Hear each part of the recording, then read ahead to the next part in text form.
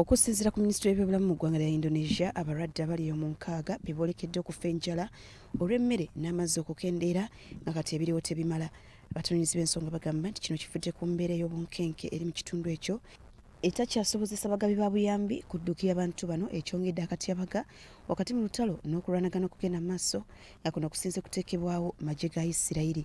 Eddwaliro awajjanjabirwa abantu bano liri mu kitundu ky'e Beit Lahia mu mambuka g'oluwananda lw'e Gaza, wabula nga lyebulunguddwa amagye ga Isirayiri okuviira ddala mu mwezi ogwa Oktoba. Bino ebijjidde ng'abantu 28 be bafudde ate 54 ne babukawo n'ebisago mu kulwanagana okubaddewo mu ssaawa 24 eziyise. Ekisinga okwennyamiza mu mbeera eno kwe kuba ng'obulumbaganyi obukolebwa buviiddeko abantu bangi okuziikibwa ebifunfugu by'amayumba agakubwako bbomu, so nga n'okubatuukako kikyali kizibu olw'embeera y'ebyokwerinda ey'obunkenke.